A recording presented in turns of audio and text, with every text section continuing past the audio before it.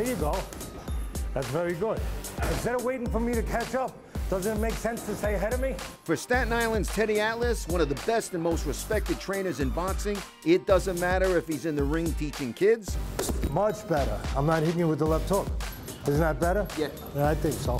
Or working the corner in a championship fight. We are firemen. Got it, Coach. The heat doesn't bother us.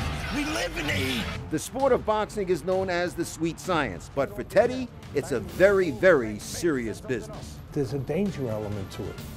I mean, you could go inside that ring and come out with less of yourself than you went in there with. I mean, it's a tough business. You better be freaking strict about it. You better be serious about it. You better have boundaries. You better have rules and laws about how you prepare for it. Punches aren't just thrown for the sake of throwing them. They gotta be thrown from the right position at the right time. Teddy Atlas has prepared fighters all over the world with great success, guiding Michael Moorer to the heavyweight title, and on April 9th, his current welterweight champ, Timothy Bradley, squares off against Manny Pacquiao. But despite all his success, Teddy remains grounded to his Staten Island roots. A lot of people forget where they came from. It's very important to you not to forget. This is where I grew up. You know, this is where my father's from, my mother's from. This is where all the memories are, you know, and people that I care about. And you got to show them that you care about them, you know, and you come back and you let them know that you care about them. Well, we try to help people, and it's important to help people, isn't it? Teddy learned all about caring from his late father, a Staten Island doctor who treated those in need for free, because as he would tell his son, these people shouldn't fall through the cracks. So in his honor 20 years ago, Teddy created the Dr. Theodore Atlas Foundation. It's our privilege, really, to be able to come back to a place that you love and maybe help just a little bit. It's a good thing. Yeah, but you help a lot. A little bit, a little bit, a little bit. Helping kids have their lives pointed in the right direction is a top priority of the foundation. That's why Teddy opened up 3 boxing gyms, 2 in his hometown of Staten Island and 1 in Brooklyn. We teach kids to be in control of themselves. We teach kids to have pride about themselves. Some of these kids, they have no reason to have pride about themselves. Boxing can be used, and we use boxing, I'm not ashamed to say it. We use it as a tool to get the kids to care about themselves. Good. To be responsible for themselves. You can't be a good fighter if you're not in control, and if you don't understand that you have to be in control. But there was a time when things got way out of control for Teddy.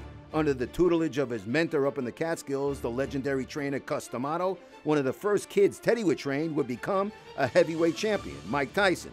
But after guiding Tyson to great success as an amateur, an ugly incident would destroy the relationship. You're up in the Catskills with Mike Tyson. You're training him as an amateur. He grabs your wife's 11-year-old sister, tells her what he wants to do to her. You find out about it. You wait, you grab a gun, you stick it in his ear, then you pull it up in the air, you pull the trigger. Was that defending the family honor? Was it being just crazy, or a combination of both?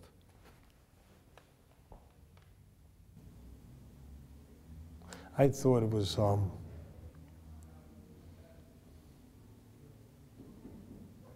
making sure that he couldn't take something away from a family member of mine that they could never get back. I didn't want him to do that. I didn't want him to take that away. And I cared more about that than I thought about anything else at that moment. After that incident, Cus D'Amato offered Teddy 5% of all of Tyson's future earnings, which would eventually be $300 million if Teddy would just go away. So Teddy left. But he also told his mentor to take the offer and shove it. The move cost Teddy millions, but none of his principles. If I do something today that's a little weak, I try before I do it. I feel the same as anyone else. I feel like, gee, that might be convenient. That might be easy. It might make a few extra dollars, whatever. It might be comfortable for the minute. Right. But tomorrow, how am I going to feel about it? Since that incident with Tyson 33 years ago, there have been a lot of tomorrows for Teddy. But any regrets? No, because I've been blessed. You know, I have 2 very healthy, beautiful children and a great wife.